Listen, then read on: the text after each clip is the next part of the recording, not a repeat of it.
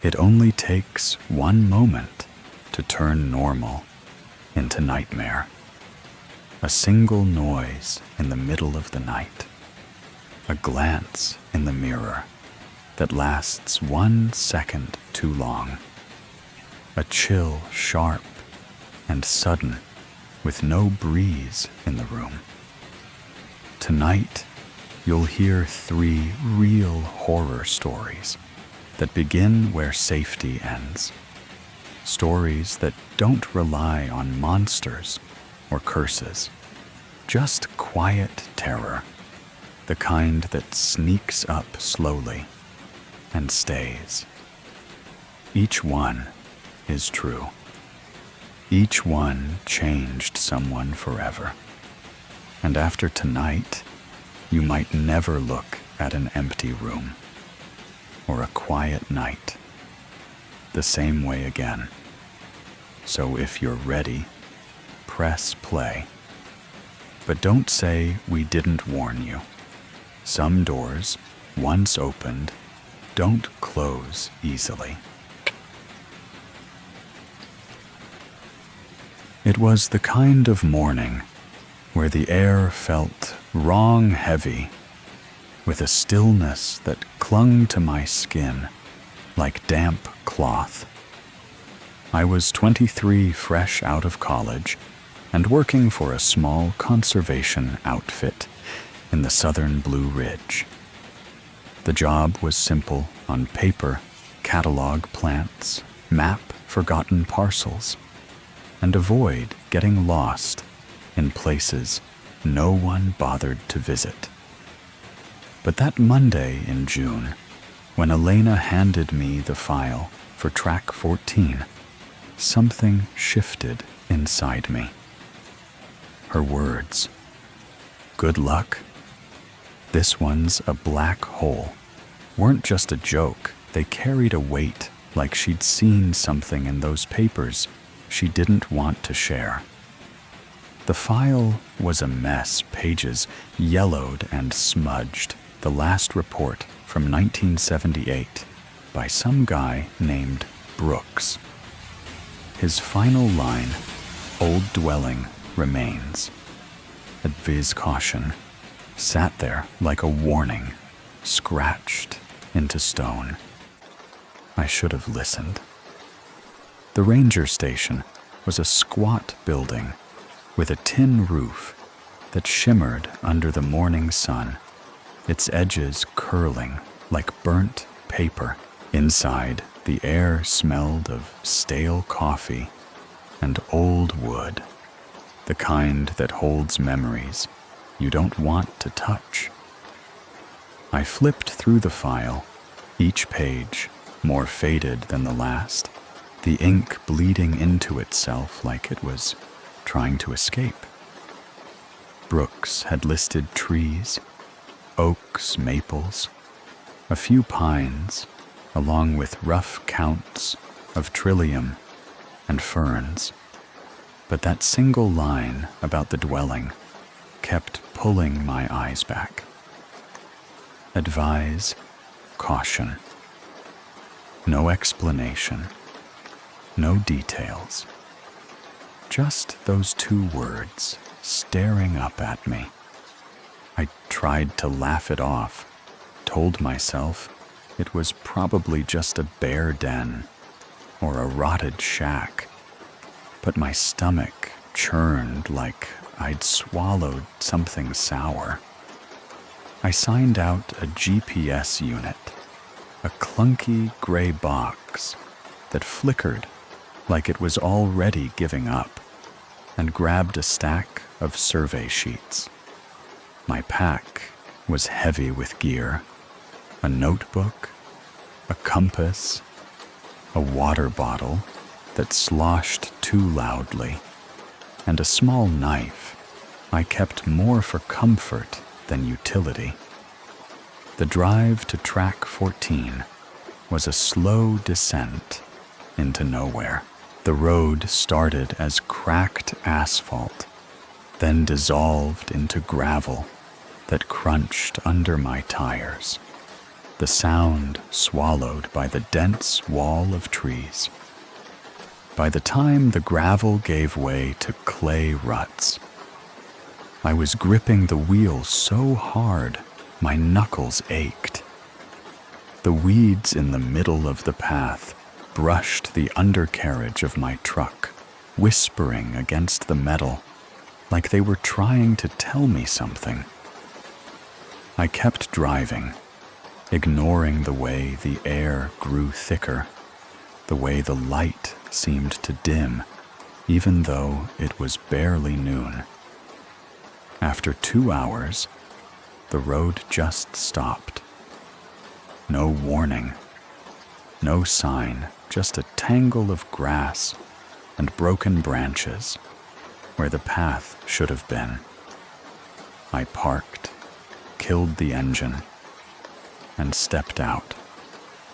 The silence hit me first. Not the peaceful kind, but a heavy, unnatural quiet that pressed against my ears. I turned slowly, scanning for anything familiar, and spotted a line of fence posts half-eaten by termites, leaning like drunken soldiers, high on a sycamore trunk. A warped board with a burned-in 14 confirmed I was in the right place. Or the wrong one, depending on how you looked at it. My boots sank into the soft earth as I shouldered my pack. The compass clipped to my strap, swinging like a pendulum. Keep moving, I told myself, but every step felt like I was crossing a line I couldn't uncross.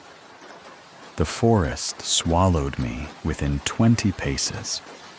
The trees were massive, their trunks thick as ancient pillars, their branches weaving a canopy so dense it choked out the sky. I climbed steadily, my breath coming in short bursts, my boots slipping on roots slick with moss. Every so often, I stopped to jot down notes, patches of trillium, a cluster of mushrooms, a frog that nearly leapt into my boot. The GPS flickered its screen, going dark for seconds at a time, but the compass held steady, its needle pointing north, like a promise I wasn't sure I could trust.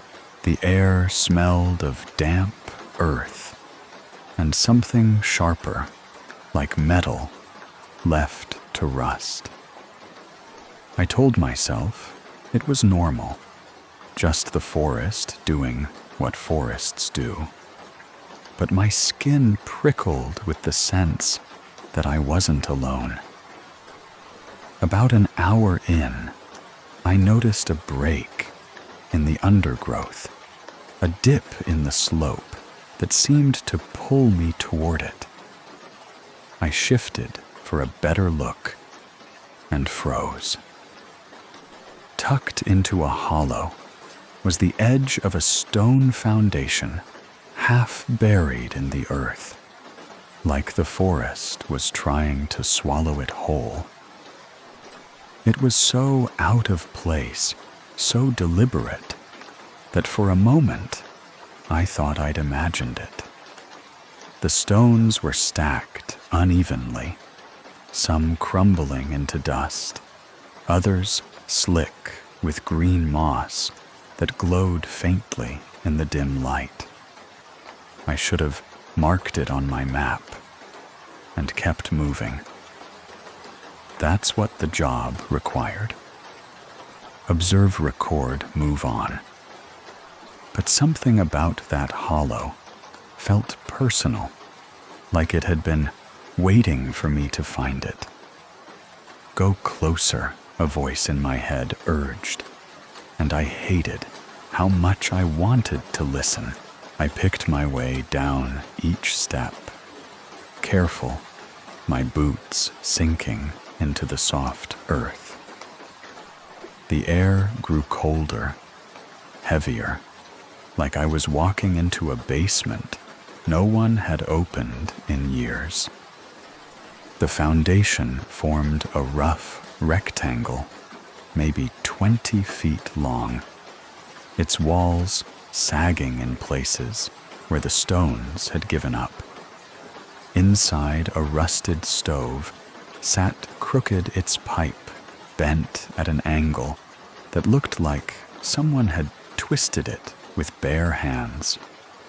Moss clung to the walls in thick patches, and the ground was littered with debris, glass shards that might have been a window, a spoon crushed flat, a lunchbox with faded cartoon bears smiling under a painted sun. I crouched my knees, brushing the dirt, and flicked open the lunchbox latch.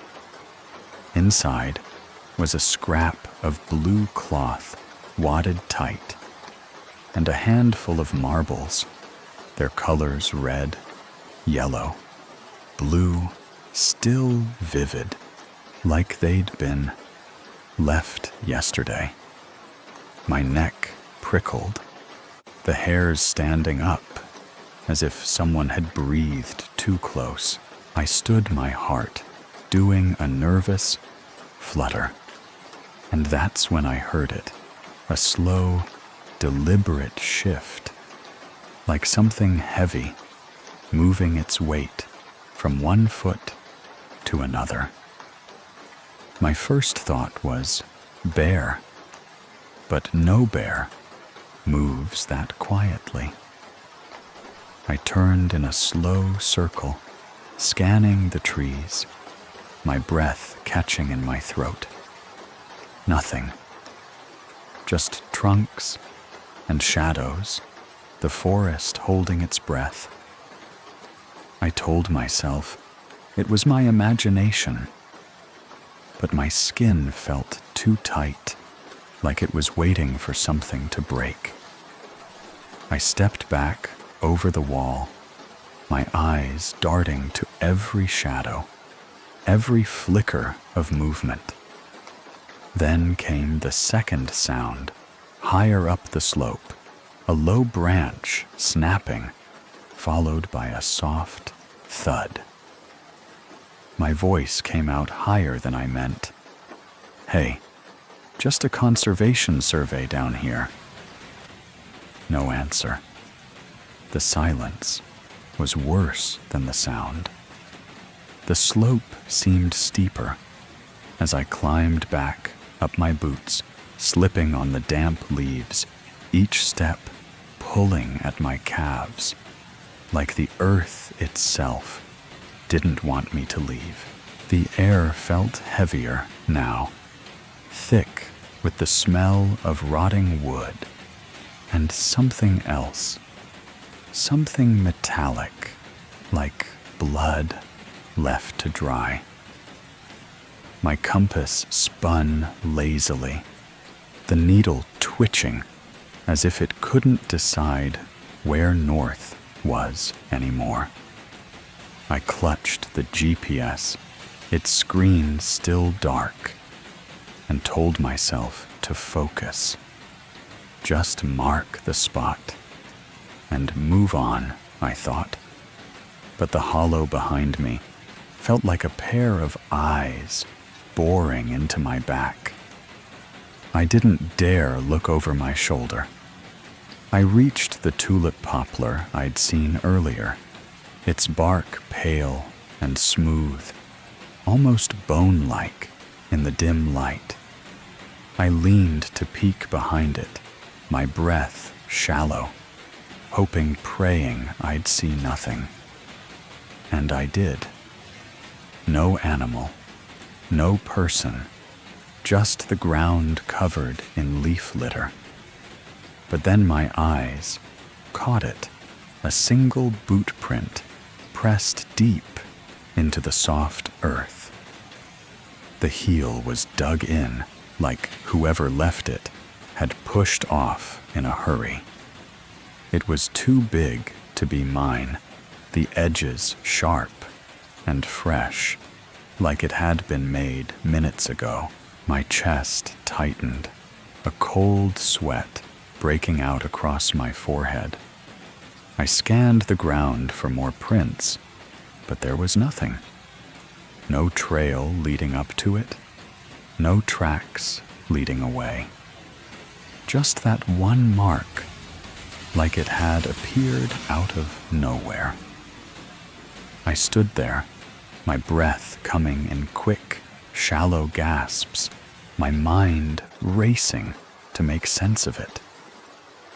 Maybe it's old, I told myself, but the dirt was too soft, too undisturbed. I backed away, my boots crunching louder than I wanted, each sound echoing like a signal to whatever was out there. The forest felt different now, the trees closer, their branches weaving a cage overhead. I kept moving my eyes, darting to every shadow, every flicker of movement. The silence was oppressive, broken only by the occasional rustle of leaves, each one making my heart lurch. I told myself I was overreacting, that it was just a print, just a coincidence. But deep down, I knew better. I thought about Brooks, the guy who'd written that report in 1978. Old dwelling remains. Advise caution. Had he seen something here? Had he stood in this same spot, staring at a print that didn't belong? I pictured him, a faceless figure in a faded jacket, scribbling those words with a trembling hand, knowing something was wrong, but not daring to say it.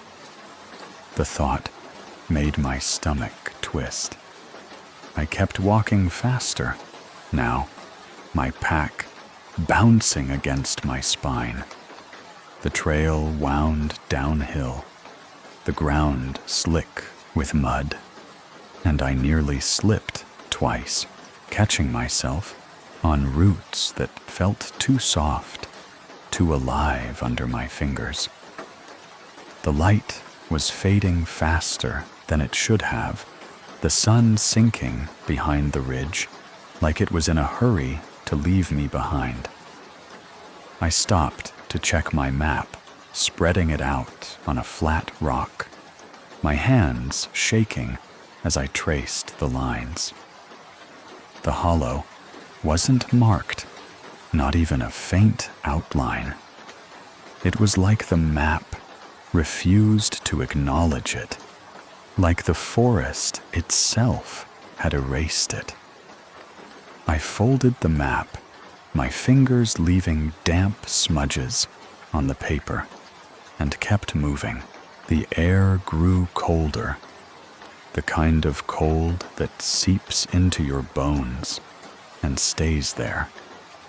Every step felt like a negotiation with the forest, like I was asking permission to keep going. About halfway to where I thought the fence line should be, I heard it, a voice quiet but clear, cutting through the silence like a blade. Come back. It was a cracked whisper, like it came through old radio static, each word sharp and deliberate. I froze my ears, straining for any other sound. Nothing. Just the heavy, suffocating quiet. Then it came again closer, this time.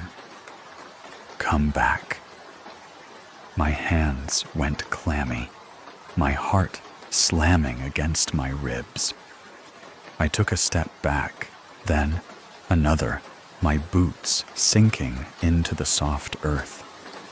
I wanted to call out, to demand who was there, but my throat felt like it was lined with awe. The voice wasn't human, not entirely. It had a weight to it, a texture like it was made of the forest itself. I turned in a slow circle, my flashlight beam jittering across the trunks.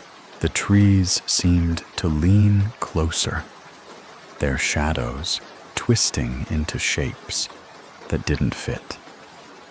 I told myself it was the wind, a trick of my mind, but I knew better. The voice had spoken my name, not in the transcript, but in my memory. It felt like it had. I couldn't shake the feeling that it knew me, that it had been waiting for me to step into this hollow. I backed away, my breath coming in sharp gasps, my eyes locked on the darkness between the trees. Every instinct screamed at me to run, but something deeper, something older, kept me rooted for just a moment longer. I thought of my grandfather, years ago, telling me stories of the Blue Ridge. He'd sit on the porch, his voice low, talking about hunters who vanished their gear, found days later untouched.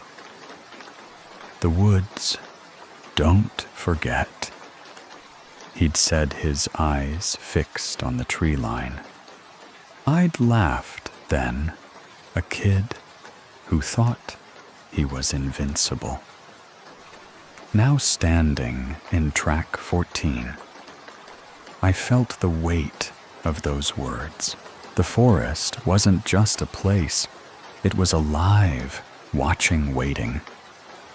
I took another step back, my boot catching on a root, and nearly fell. The voice didn't come again, but the silence was worse, like the forest was holding its breath, daring me to move. I couldn't stay still any longer. The voice, "Come back," echoed in my skull, each syllable sinking deeper, like a hook pulling at my thoughts. I bolted my pack, slamming against my back. With every step, branches clawing at my arms as I crashed through a stand of rhododendron. My legs burned.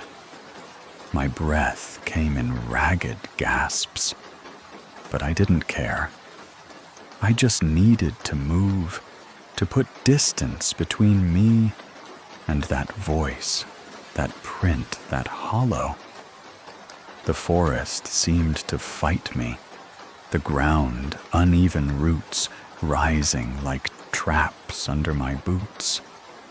Every step felt like a gamble, like the earth might open up and swallow me whole. The trail was gone now, or maybe I'd lost it in my panic. The trees pressed closer, their trunks looming like silent sentinels, their branches weaving a net overhead. My flashlight beam danced wildly, catching glints of wet leaves and pale bark, but it didn't help. The light only made the shadows deeper, turning every gap between the trees into a void where something could be waiting. My heart pounded so hard, it felt like it might crack my ribs, and my lungs burned with every breath. I kept running, not caring if I was going the right way, just needing to escape the feeling that something was right behind me, its breath hot on my neck. I stumbled over a fallen log, my shin scraping against the rough bark, the pain sharp but distant, like it belonged to someone else. I caught myself on my hands, the dirt cold and damp under my palms. For a moment, I stayed there, panting, my eyes darting to the darkness around me. The forest was silent again, but it wasn't a relief. It was the kind of silence that feels like a predator holding its breath. I stood, my legs trembling, and forced myself to keep moving. Find the road. I told myself the words a mantra to keep my mind from unraveling. Just find the road. The ground sloped downward, the trees thinning slightly, and I felt a flicker of hope. Maybe I was close to the fence line, to the truck to safety. But then I saw it, a strip of light ahead, pale and wavering, like it wasn't sure it wanted to be there. I picked up my pace, my boots slipping in the mud, my pack bouncing painfully against my spine. The light grew brighter, and I burst out of the trees, stumbling onto the road. My knees nearly buckled, relief flooding through me so fast I felt lightheaded. The truck was right where I'd left it, the weeds brushing its bumper, like they were claiming it for the forest. I stopped, my chest heaving, and forced myself to look back. "Don't do it!" a part of me screamed, but I couldn't help it. I needed to know. At first, there was nothing, just the dark wall of trees, their branches swaying slightly in the breeze. I couldn't feel. Then something stepped into the open. It was tall, dressed in an old canvas coat, the fabric stained dark down the front, like it had been dragged through mud, or worse. I couldn't see a face, just the outline of shoulders, and a head that seemed too heavy for its neck. It raised and swung arms slow and deliberate, and pointed back into the woods. The gesture wasn't a threat. It was an invitation. Come back. My hands shook as I fumbled for the truck door, my fingers slipping on the handle. I climbed inside, slamming the door so hard the window rattled, and locked it. The key slipped out of my fingers twice before I got it into the ignition. When the engine roared to life, I backed up so fast the tires sprayed gravel, the sound loud enough to drown out my own ragged breathing.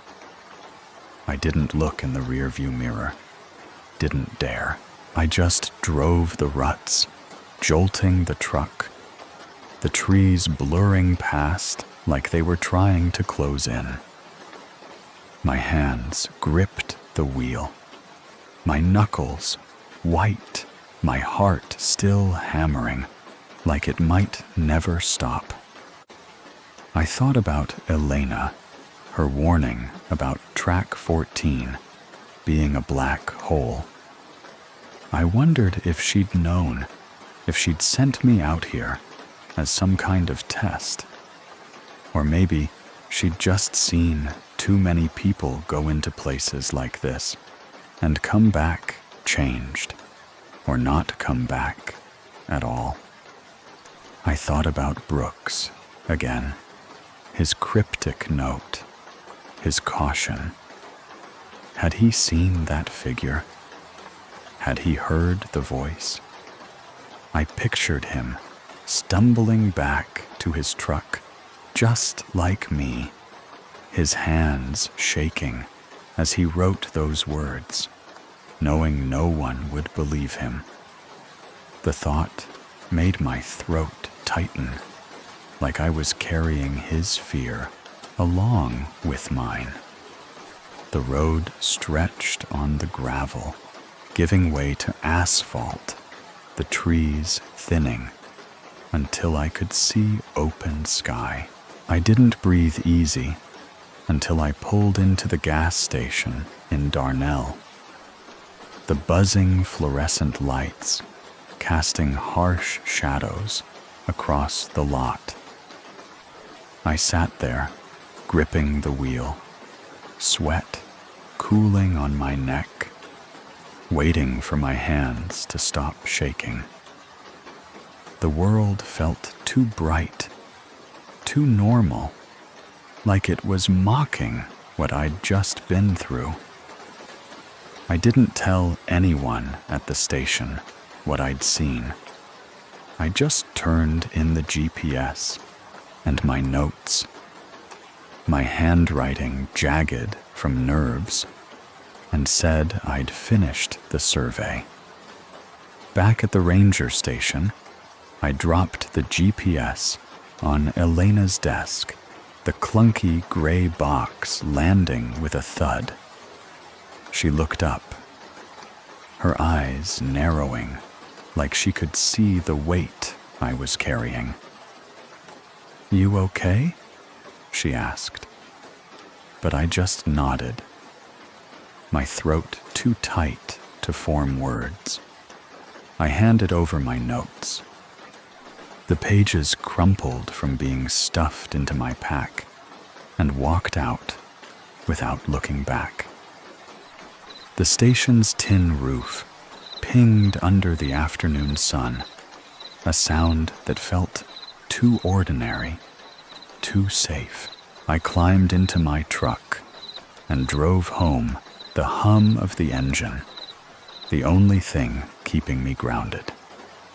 But even in my apartment with the lights on and the door locked, track 14 followed me.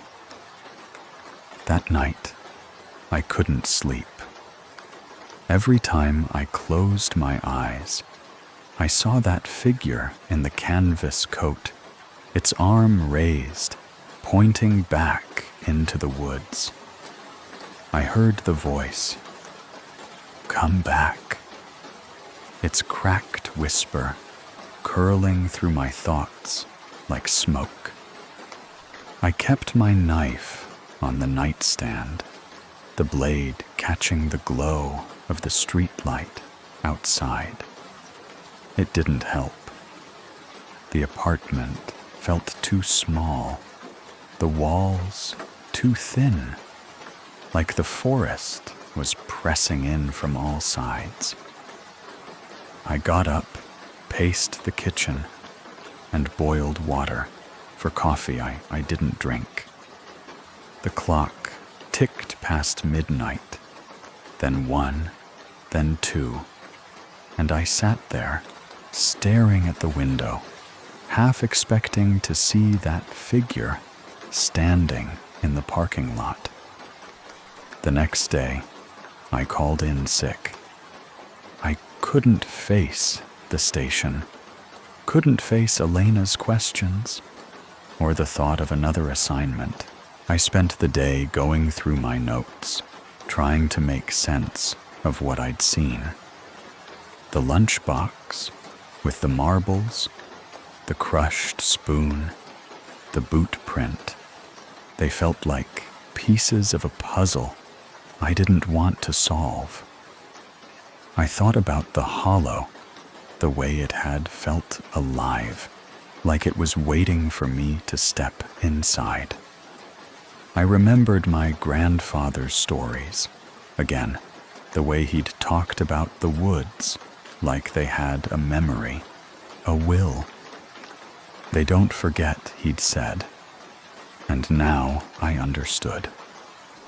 Track 14 wasn't just a place. It was a trap, a hollow that held on to everyone who entered. I started researching, digging through old records online, looking for anything about Track 14. Most of what I found was useless property deeds from the 1800s logging reports that mentioned nothing but tree counts. But then I stumbled across a forum post buried in an archive from years ago. Someone claiming to be a ranger mentioned a survey from the 1970s, a parcel called Track 14, that no one wanted to touch. They said the last guy who worked it, Brooks, quit the next day, left his gear behind, and never explained why. The post ended with a warning. Some places don't want you there. Trust your gut. I closed my laptop, my hands cold, and sat there in the dark, the words echoing in my head. Days turned into weeks, but Track 14 didn't let go. I'd wake up in the middle of the night, certain I'd heard that voice again. Come back, whispered through the walls. I'd check the locks, the windows my knife always close. Once I found a marble on my kitchen counter, red and yellow, swirls just like the ones in the lunchbox. I told myself I must have brought it back, must have slipped it into my pocket without thinking, but my hands shook as I threw it in the trash. The next morning, it was back on the counter, gleaming under the fluorescent light. I moved out a week later, left the marble behind, but I could still feel it, like it was watching me. I never went back to Track 14. I quit the conservation job, took something in the city where the lights never dim and the noise never stops. But even now, years later, I can't shake the feeling that the hollow is still out there, waiting. I dream about it sometimes. The stone foundation, the rusted stuff, the figure in the canvas coat. In the dreams, I'm always walking back, my boots sinking into the soft earth, the voice calling my name. Come back. Each time I wake up, gasping, my heart pounding, the room too dark, too quiet. I don't know if it's memory or something else, something that followed me out of the woods. I keep the knife on my nightstand, the blade clean but heavy with the weight of that day. I don't camp anymore, don't hike, don't even drive past forests if I can help it. The city feels safer, but not safe enough. Sometimes, late at night, I hear a branch snap outside my window, a sound that shouldn't be there on the 5th floor. I tell myself it's nothing, just the wind, just my mind, but I don't believe it. Track 14 doesn't forget, and neither do I.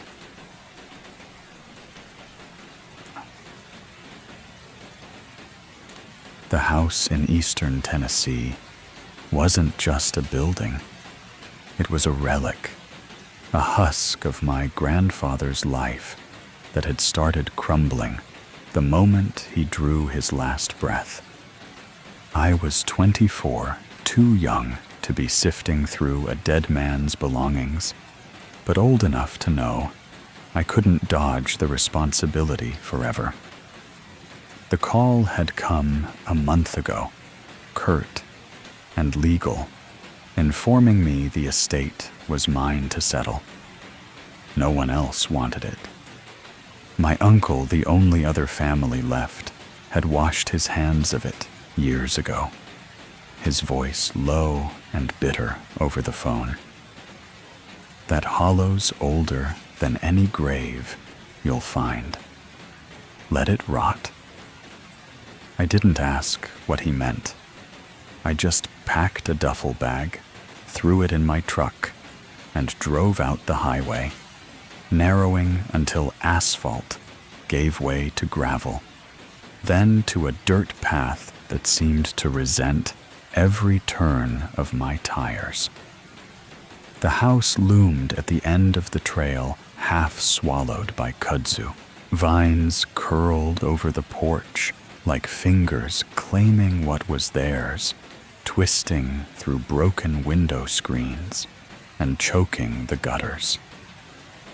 The satellite dish, once a proud fixture of my childhood summers, sagged under the weight, bent into a rusted crescent.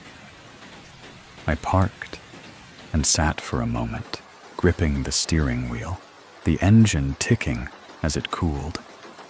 The air outside smelled of damp earth and something sharper, like metal, left to rust in the rain. I told myself it was just the woods, the way they always smelled out here. But my skin prickled as I stepped onto the porch. The boards groaned under my weight. One splintered plank, sagging so low, it nearly kissed the dirt.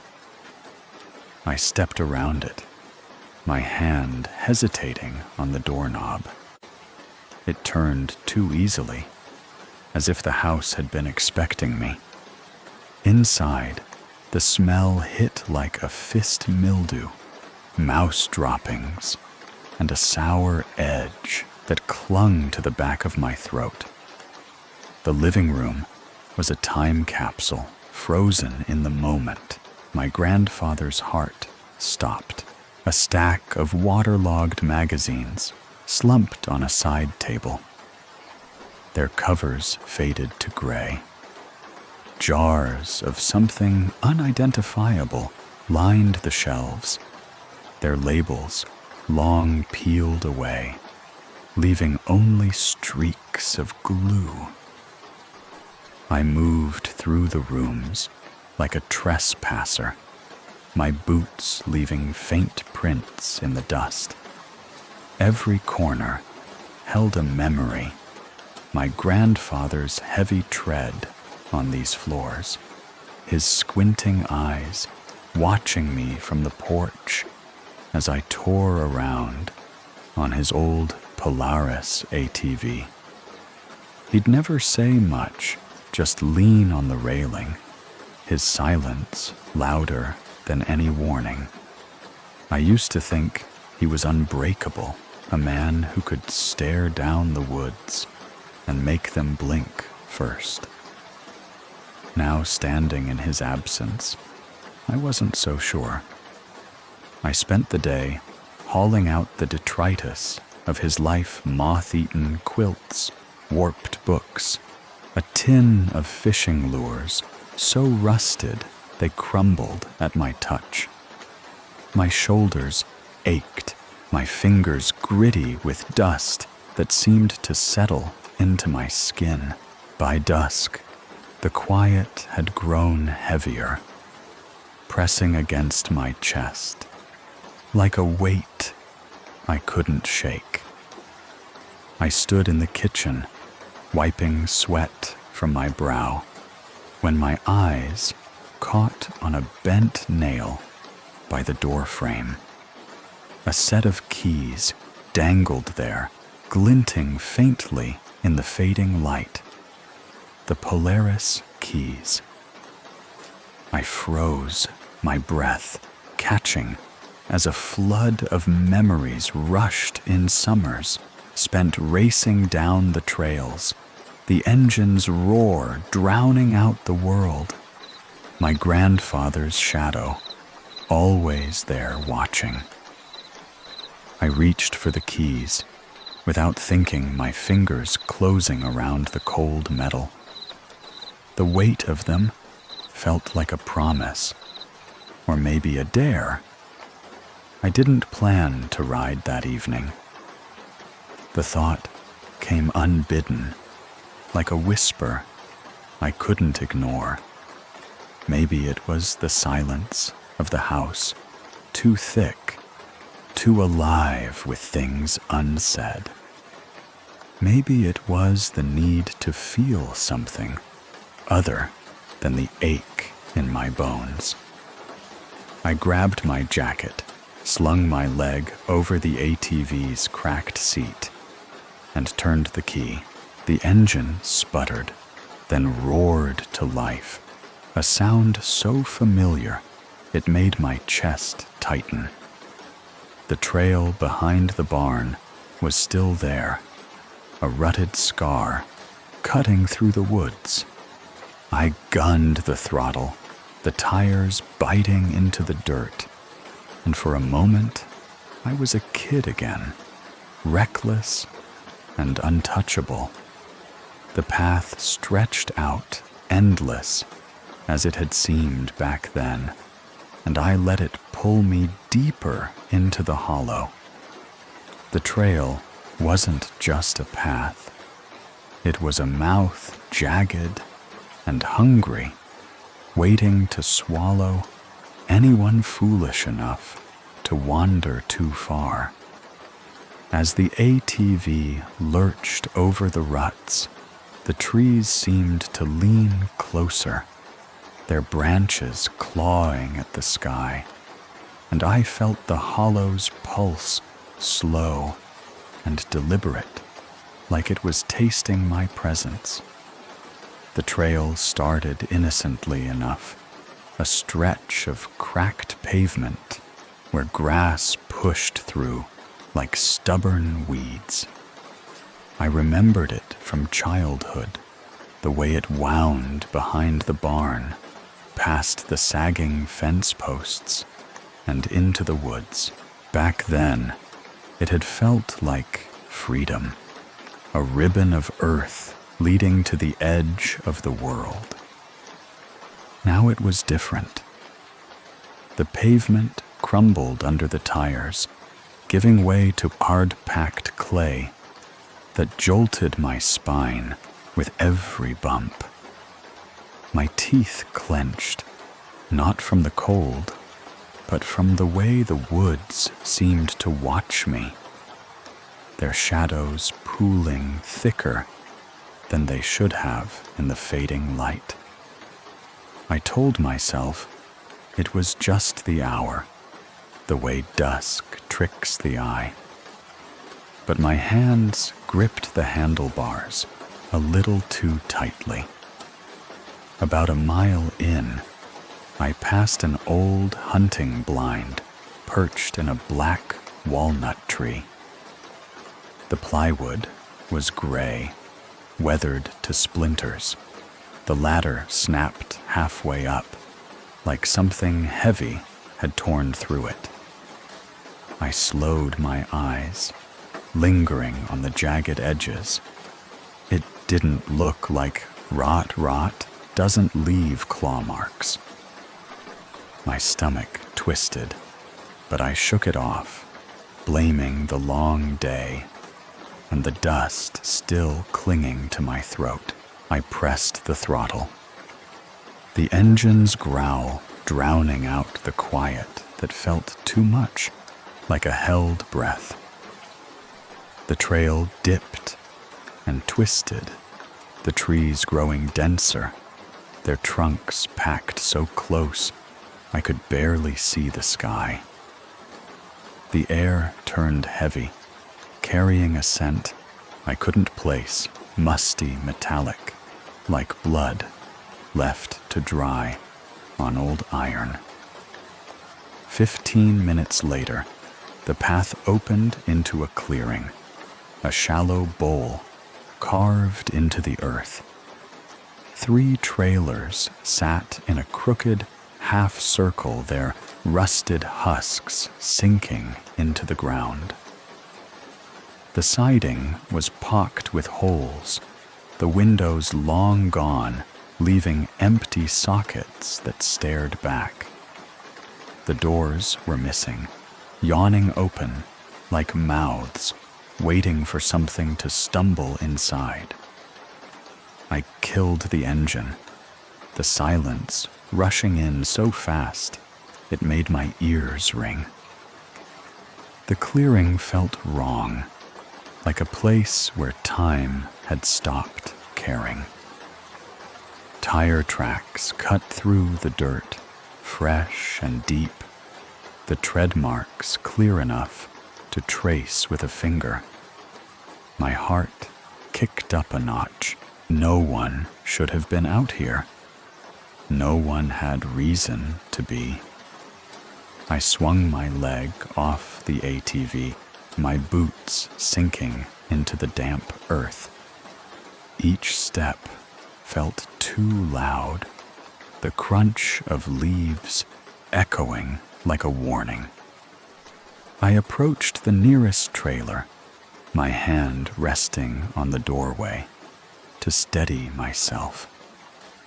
Inside, the floor was buried under a carpet of dead leaves, the air thick with the smell of decay. In the corner, a pile of bones gleamed faintly, small and delicate, stacked with care. Not scattered, not gnawed, arranged like someone had taken the time to make them a monument. My breath caught my eyes, darting to the doorway. That's when I saw the twine strung taut across the entrance. Little gray shapes dangled from it, swaying in the breeze. I leaned closer, squinting, my pulse hammering in my throat. They weren't rocks. They were skulls, drilled through and threaded like beads, their empty sockets staring back.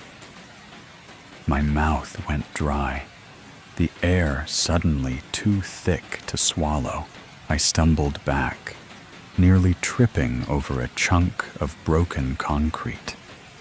The skulls clacked softly, a sound that burrowed into my skull and stayed there. I wanted to leave, to gun the ATV and tear back to the house. But something held me in place, a stubborn, stupid need to know. The tire tracks led past the trailers, snaking deeper into the woods. I followed them, my boots dragging through the dirt, each step heavier than the last. The path narrowed switchbacks, cutting through the trees, the air growing colder as the sun sank lower. Every few yards, boards were nailed to tree trunks, painted with symbols I didn't recognize, circles slashed with lines, spirals wrapping around crude stick figures. The paint was flaking, some of it brown and crusted, like dried blood. I told myself it was just paint, but my hands were shaking as I gripped the flashlight in my pocket. The hollow didn't just hide things, it kept them, cradled them in its shadows, like secrets it would never let go. When I saw that doorway, carved into the hillside, black as a throat, I knew I was standing at the edge of something that wanted me to step inside to become part of its story.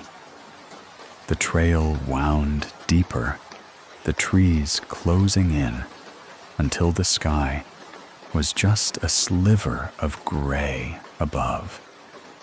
The air grew thick, heavy, with a sweet rot that coated my tongue and made my eyes water.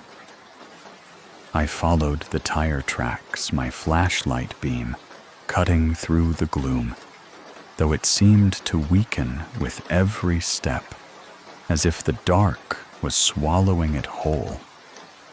The symbols on the trees grew more frequent, their lines sharper, more deliberate, like warnings meant for someone who'd already gone too far.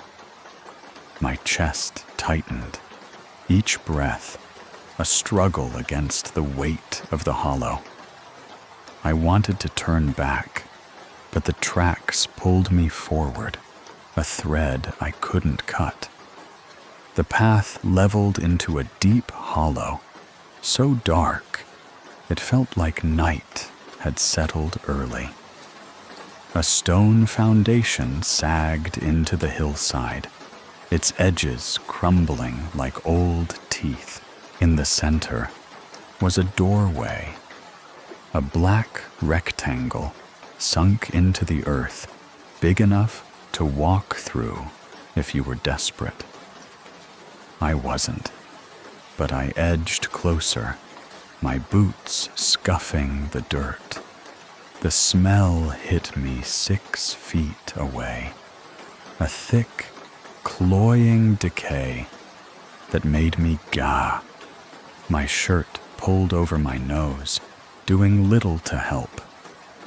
I clicked on the flashlight, the beam trembling as it swept the entrance.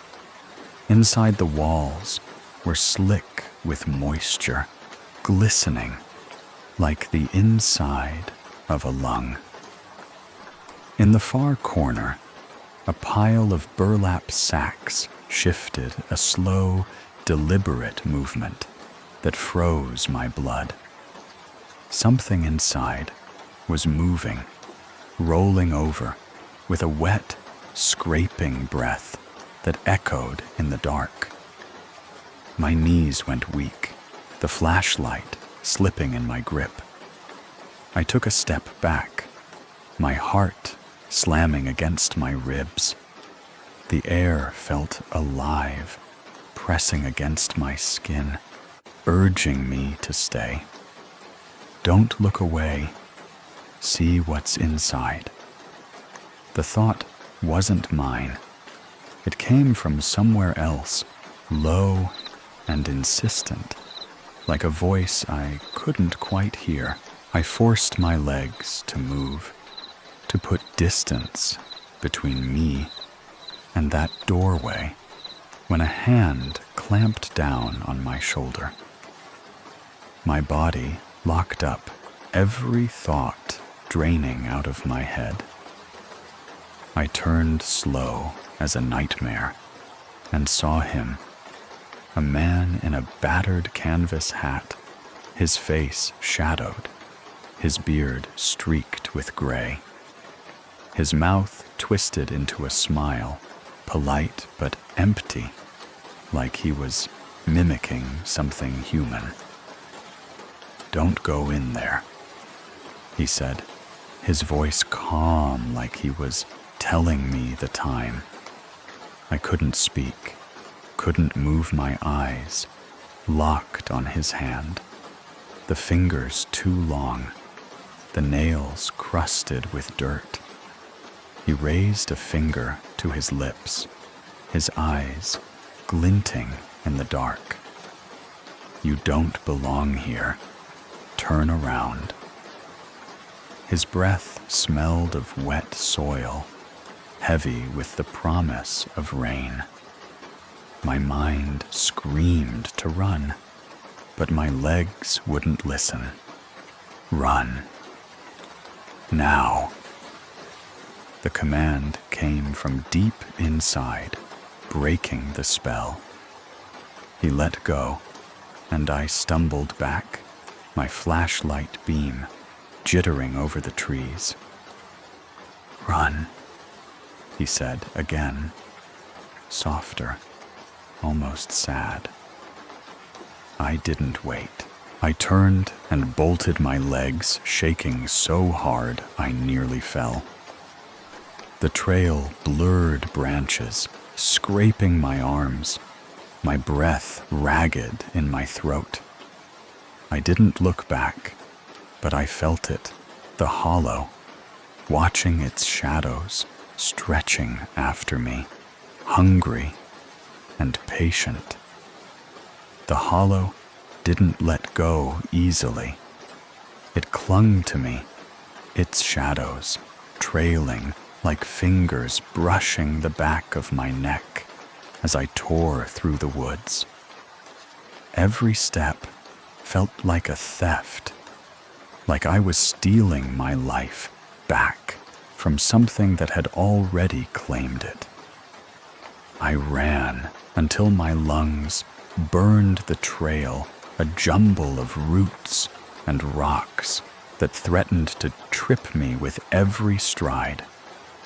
The trees loomed closer, their branches clawing at my jacket, as if the hollow itself was trying to pull me back. My flashlight swung wildly, the beam catching glimpses of bark and leaves, but never enough to show me what might be following. The air was thick, heavy, with that same sweet rot, and every breath felt like swallowing something alive. I didn't dare look over my shoulder. I knew with a certainty that made my stomach lurch, that if I did, I'd see something I couldn't unsee. The clearing came into view, the trailers squatting like forgotten graves. Their empty windows gaped black and unblinking as I stumbled past. The twine still hung between the trees, but the skulls were gone, the cloth strips fluttering empty in the breeze. My heart pounded so hard, it felt like it might tear through my chest. I reached the ATV, my hands shaking as I fumbled for the keys. They slipped from my fingers, clattering against the handlebars, and for one terrifying moment, I thought I'd lost them in the dirt. I grabbed them, jammed them into the ignition, and the engine roared to life, a sound that felt like a lifeline. I gunned it, the tires spinning in the soft earth, fishtailing as I tore up the trail. The path back felt longer, the ruts deeper, the trees tighter. Every shadow seemed to move, shifting just out of sight, and the air carried a low hum, like a voice too deep to hear clearly. I kept my eyes on the trail, my hands locked on the handlebars, my jaw clenched so tight, my teeth ached. The barn roof appeared between the trees, a sliver of familiarity that made my chest loosen for a split second. I parked by the porch, the engine still rumbling, as I sat there, gripping the bars, my breath coming in short, ragged gasps.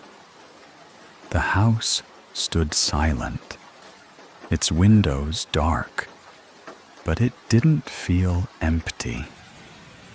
It felt like it was waiting. I cut the engine, the silence rushing in like a flood. My legs were hollow as I climbed off my boots, heavy on the porch steps. I didn't go inside, not yet. I stood there, staring at the door, the keys still clutched in my hand. The hollow had followed me, its presence lingering in the way the air felt too thick, the way the shadows seemed to shift when I wasn't looking. I thought about calling the sheriff, telling someone what I'd seen. But what would I say? That I'd found skulls strung like beads, a doorway that smelled of death, a man who didn't belong to the world I knew. It sounded like madness, like something I'd read in a book and dismissed as fiction. I loaded the last of my things into the truck, my movements mechanical, my eyes darting to the tree line. The woods were still, but it wasn't a peaceful stillness. It was the kind that comes before a storm, when everything holds its breath. I slid the Polaris keys under a loose brick on the porch, a small surrender to whatever claimed this place. As I drove away, the house shrank in the rearview mirror, swallowed by the trees. The hollow didn't need to chase me. It knew I'd carry it with me, its stain seeping into my bones, a memory I'd never scrub clean. I stood on the porch of my grandfather's old house in eastern Tennessee, staring at the keys to his Polaris ATV glinting faintly under the kitchen's bare bulb. They weren't just keys, they were a tether to a past. I thought I'd buried a pull toward something I wasn't sure I wanted to face. 15 years had passed since I last set foot in that sagging gray house, its boards groaning under the weight of time and neglect. My grandfather's death had left it abandoned, swallowed by kudzu and memory. I was 24 now, tasked with clearing out what remained boxes of brittle papers, quilts eaten through by moths, jars of unnameable preserves turned to sludge. The place felt like a museum of my childhood. Every corner, heavy with the echo of his voice, his squinting eyes watching me tear down the trails on that same ATV. Back then, the world seemed endless, the hollow behind the house, a kingdom where nothing could touch me. But standing there, sweat cooling on my neck, I felt the forest's gaze pressing in like it had been waiting for me to return. The house was a wreck. Vines curled through cracked windows, their leaves brushing the floor like fingers testing the wood. The porch swing lay collapsed, its chains rusted into brittle coils. Inside, the air was sour mildew mixed with mouse droppings and something sweeter, almost sickly, that clung to the back of my throat. I'd spent the day hauling out junk, my shoulders aching as I stacked boxes by the door. Each step stirred dust that hung in the air, catching the light in faint ghostly swirls. I told myself I was making progress, but the house seemed to resist its shadows, deepening with every hour. By dusk, the silence was unbearable, a weight that made my chest tight. That's when I saw the keys dangling from a bent nail by the doorframe.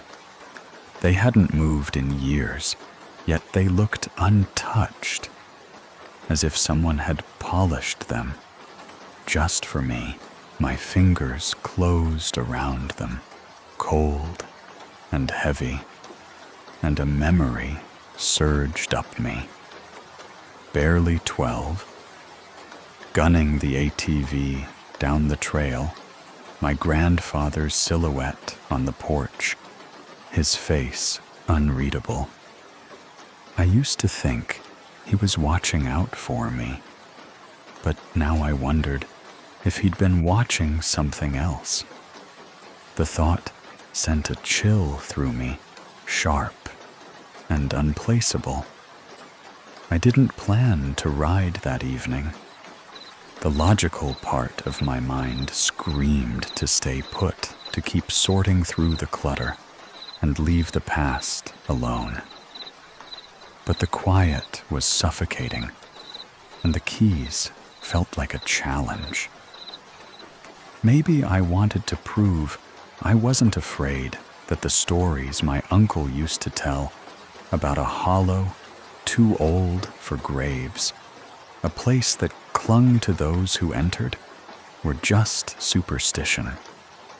Or maybe I just wanted to feel like that kid again, fearless, tearing through the world without a care. Whatever it was, I grabbed my jacket, slung my leg over the ATV's cracked seat, and turned the key. The engine sputtered, then roared its vibration, jarring my bones. I didn't look back at the house as I pulled away. The trail started behind the barn, a rutted path I knew by heart. Once it had been cracked pavement, but now grass choked the edges, and the fence posts leaned like tired sentinels. The air was cool, heavy, with the scent of pine and wet clay. I followed the path as it wound deeper, the trees closing in their branches, knitting together overhead. The sky was a fading bruise, purple and gray, and the forest seemed to swallow the sound of the engine, leaving only a dull hum in my ears. I told myself I'd just go a mile, maybe 2 enough, to shake the weight of the house. But the trail had other plans. About a mile in the pavement gave way to clay the ruts deep enough to jolt my spine. My teeth clenched as the ATV lurched, and I gripped the handlebars tighter, my knuckles pale. I passed an old hunting blind, its plywood sagging. The ladder snapped halfway up. The wood looked wrong, not just rotted, but splintered, as if something heavy had torn through it. My pulse quickened, but I pushed the thought down, blaming the dim light for playing tricks. The trail dipped lower, the air growing thicker, like breathing through wet cloth. I kept going, the engine's drone my only anchor in the stillness. Then the trail opened into a clearing, a shallow bowl ringed by black locust trees, their thorns glinting like teeth in the fading light. 3 trailers sat in a crooked half circle, their metal shells pitted with rust, windows punched out, doors gone. They looked like they'd been dragged there and left to die, abandoned decades ago. The sight made my stomach twist, a visceral sense that nothing good had ever happened here. I slowed the ATV, my breath shallow, and scanned the ground. That's when I saw the tire tracks, fresh, sharp, pressed into the soft dirt. Not mine. Someone had been here, and recently. I killed the engine. The silence rushed in heavy and absolute. No birds, no insects, just the weight of the trees watching me. My boots sank into the damp earth. As I stepped off, each movement deliberate, like the ground itself was testing me. I walked toward the nearest trailer, my heart thudding against my ribs. The doorway gaped open, and inside, leaves carpeted the floor, mixed with scraps of stained fabric. In the corner, a pile of bones, small, delicate, maybe from dogs or deer, lay stacked in neat rows, arranged with a precision that felt wrong. My mouth went dry. I backed out, my eyes catching on something in the doorway, twine strung across, threaded with tiny skulls, their hollow sockets staring. They swayed gently, though the air was still. The forest didn't want me there. I felt it in the way the shadows clung to the trailers, in the way the air seemed to thicken with every step I took. Those skulls hung like a warning, but something deeper, a stubborn, reckless pull, kept me from turning back. I had to know what lay beyond. My hands trembled as I stood in the clearing, the ATV's engine still warm behind me. The skulls on the twine were small, no bigger than my fist, their surfaces smooth and bleached. I reached out, then stopped my fingers, hovering an inch away. The symbols carved into the cloth strips, circles bisected by sharp lines, felt like a language I wasn't meant to read.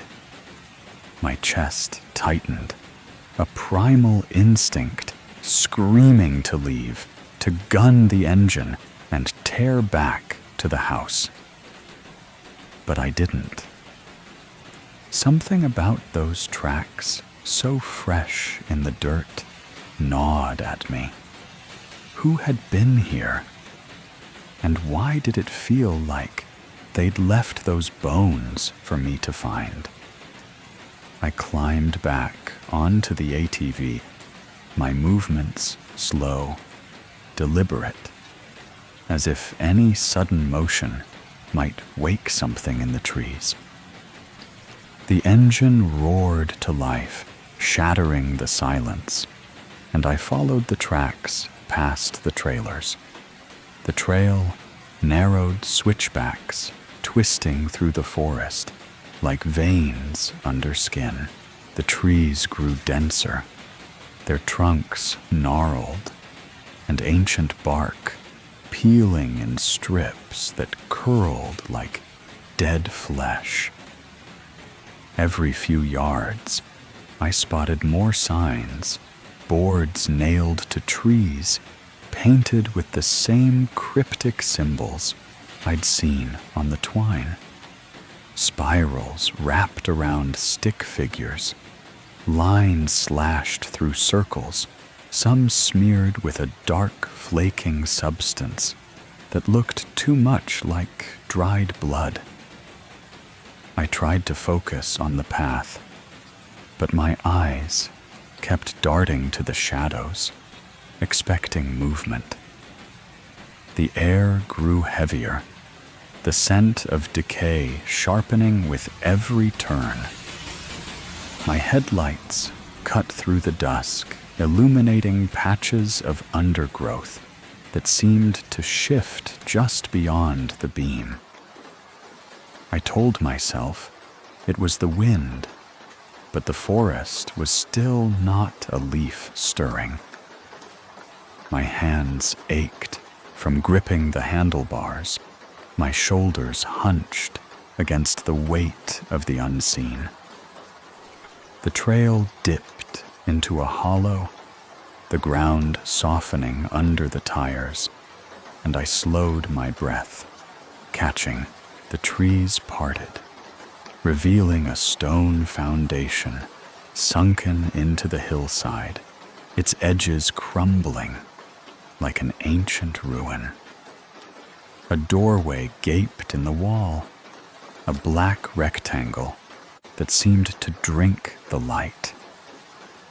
I stopped the ATV, my pulse hammering in my throat. The silence was wrong, too complete, like the forest was holding its breath. I swung my leg off my boots, sinking into the damp earth, and pulled the flashlight from my pack. Its beam trembled as I aimed it at the doorway, revealing nothing but darkness. The smell hit me then, a thick wave of rot, sweet and cloying, like meat left too long in the sun. I gagged, pulling my shirt over my nose, but the scent clung, coating my tongue. My mind screamed to turn back, to leave this place to its secrets. But my feet moved forward, drawn by a force I couldn't name. Inside, the air was colder, heavy with moisture. The flashlight's beam swept across dirt walls, roots twisting through like veins. In the corner, a pile of burlap sacks sagged against the stone, their surfaces stained with dark patches that glistened faintly. I took a step closer, my boots scuffing the earth, and the sacks shifted. Not a slide, but a deliberate movement, like something inside was turning over, testing its weight. A low, wet rasp followed a sound that wasn't quite breathing, but close enough to make my skin crawl. I froze, my flashlight beam locked on the pile, waiting for another movement. It didn't come, but the silence was worse heavy, with the promise of something watching. I backed toward the doorway, my heart slamming against my ribs. The beam caught a glint of metal-rusted tools hanging from hooks, their edges dulled, but still sharp enough to bite. I turned to leave, my breath shallow, when a hand clamped onto my shoulder. My body locked up, every thought evaporating. The grip was firm, unyielding, and for a moment, I was sure I'd die right there, swallowed by the hollow. I turned my flashlight, shaking, and saw him, a man in a battered canvas hat, his face shadowed, his beard streaked with gray, his mouth twisted into a smile, polite but empty, like a mask carved from bone. "Don't go in there," he said, his voice calm, almost conversational, like he was warning me about a pothole. His breath smelled of damp soil, sharp and cold. I couldn't speak, couldn't move my eyes, locked on his shadowed face. He raised a finger to his lips, a gesture so deliberate it felt like a command. "You don't belong here. Turn around." His words sank into me heavy and final, and something in them broke the spell. I stumbled back, my legs unsteady, and he leaned closer, his breath brushing my ear. "Run!" My legs moved before my mind could catch up, carrying me up the trail as the forest seemed to tighten around me. The man's voice echoed in my skull. "Run!" And it was all I could do to obey my boots, pounding the earth, my breath tearing at my lungs. But the hollow wasn't done with me yet. I bolted up the switchbacks, branches snagging at my jacket, tearing at my skin. The trail felt alive, its roots twisting underfoot, as if trying to trip me, to pull me back into the dark. My flashlight beam danced wildly, catching glimpses of trees that seemed to lean closer, their bark etched with those same cryptic symbols. Circles, slashes, spirals that pulsed in the corner of my eye. The air was thick, heavy with the scent of rot, and something metallic, like blood spilled long ago. My heart hammered so hard, I thought it would burst each beat, a reminder that I was still alive, still running. The hollow's silence was gone, replaced by a low hum, a vibration that seemed to rise from the earth itself. It wasn't sound so much as pressure pressing against my eardrums, my chest, my bones. I didn't dare look back, but I felt it, something following, not with footsteps, but with a presence, heavy and patient, like it knew I couldn't outrun it forever. The trail twisted the trees closing in until the path was barely wide enough for the ATV. I reached the clearing, the trailers looming like forgotten tombs, their empty windows staring. I clambered onto the ATV, my hands shaking so badly, I nearly dropped the keys. The engine sputtered, then caught its roar, cutting through the hum. I gunned it, the tires spinning in the soft dirt, fishtailing as I tore up the hill. The trailers vanished behind me, but the symbols lingered in my mind, burned into my vision, like an afterimage. I kept my eyes on the trail, the headlights carving a narrow path through the dark. The forest seemed to breathe its branches, swaying without wind, its shadows stretching longer than they should. I told myself I was almost out, that the barn's silhouette would appear any moment. But the trail felt endless, looping back on itself like a trap.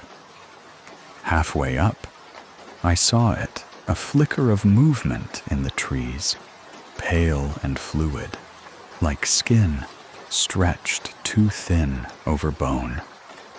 It slid between the trunks, keeping pace with the ATV, its form indistinct but deliberate. My throat closed up, my breath coming in sharp, ragged gasps. I pushed the engine harder, the tires screaming against the clay, but the thing matched my speed, gliding effortlessly, its limbs too long, its movements wrong. I didn't look directly at it, couldn't bear to, but its presence was a weight, a promise that if I stopped, it would have me. The trail leveled out the barn's roof, finally breaking through the trees. Relief surged sharp and fleeting, but it died as I glanced at the rearview mirror. The figure was closer now, its head tilted at an angle no neck should allow its arms, dangling like ropes. I swerved, nearly tipping the ATV, and gunned it toward the house. The engine's roar was my only anchor, drowning out the hum, the presence, the fear that clawed at my chest. I didn't stop until the porch came into view, its sagging boards, a lifeline to the world I knew. I parked by the barn, my hands still gripping the handlebars, my knuckles white. The silence returned heavier than before, pressing against my skin. I sat there, panting, my eyes scanning the tree line. Nothing moved, but I felt it, eyes watching, patient, waiting for me to make a mistake. I climbed off the ATV, my legs trembling, and stumbled toward the house. The keys were still in my hand, cutting into my palm, grounding me in the pain. I reached the porch, my breath loud in my ears, and turned to face the forest one last time. The trees stood still, their branches like fingers poised to reach. Inside the house was no safer. The air was thick, the shadows deeper, as if the hollow had followed me in. I locked the door, my hands fumbling with the bolt, and sank to the floor, my back against the wood. The keys fell from my hand, clattering on the boards, and the sound was too loud, too real. I waited, listening for any sign that it had followed me, that it was still out there circling. The house was silent, but it wasn't empty. I felt it in the way the air pressed against me, in the way the shadows seemed to shift just beyond my sight. The house wasn't mine anymore. It belonged to the hollow now, to whatever had watched me from the trees, to whatever had left those bones and symbols as a claim. I couldn't stay not another minute, not with the forest's gaze burning into me. I sat there for hours, my back pressed against the door, my eyes locked on the windows. The moonlight spilled through, painting the room in shades of silver and gray, but it didn't comfort me. Every shadow felt alive, every creak of the house a step closer. I kept replaying the hollow, the trailers, the bones, the man's voice, searching for a way to make sense of it. but there was no sense to be found. Only the certainty that I'd stumbled into something older than the hills, something that didn't want me there. I forced myself to stand, my legs numb, my hands still shaking. The boxes I'd packed sat by the door, a reminder of why I'd come, but they felt meaningless now. I grabbed what I could carry: my jacket, my keys, a single bag of papers, and stepped onto the porch. The night was still, the air cold and sharp, carrying the faint scent of decay. The ATV sat where I'd left it, its frame glinting faintly, but I couldn't bring myself to touch it. The thought of riding back through that trail, past the trailers, past the hollow, was unbearable. I walked to my truck, parked by the barn, my steps slow, deliberate, as if any sudden movement might summon it back. The forest watched its silence, a threat, its shadows too deep. I climbed into the cab, locked the doors, and sat there, my hands gripping the wheel. The keys were cold, unfamiliar, like they belonged to someone else. I turned the ignition, the engine's rumble a fragile shield against the dark. The headlights swept across the clearing, catching the edge of the trees, and for a moment I thought I saw them, tall, pale shapes, standing just beyond the light, their outlines blurred but unmistakable. I didn't wait to be sure. I floored the gas, the truck lurching over the ruts, gravel spitting behind me. The trail stretched ahead, narrow and suffocating, the trees closing in like a tunnel.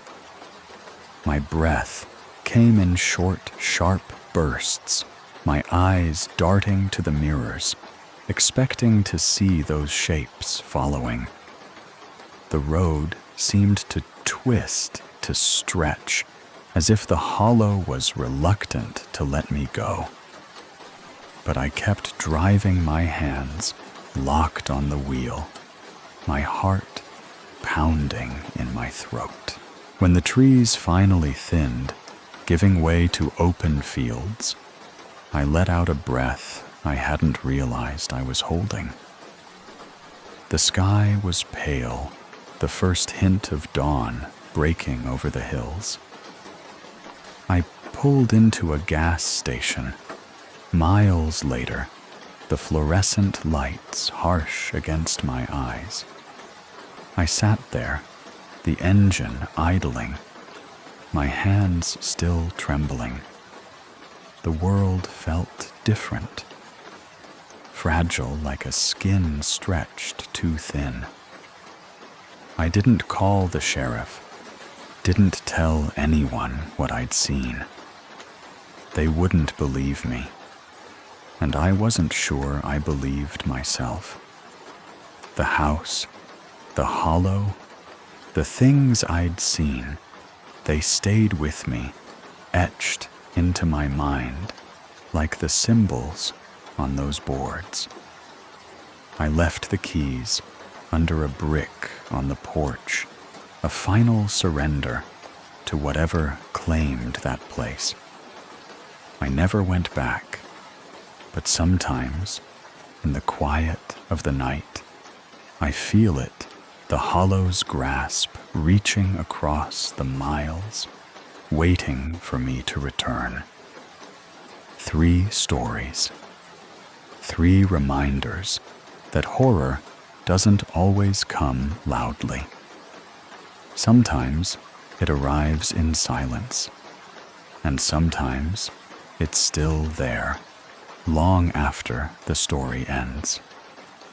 If your room feels a little colder now, if you keep catching movement out of the corner of your eye, maybe it's just your imagination, or maybe it's something else. What you've just heard is only the beginning.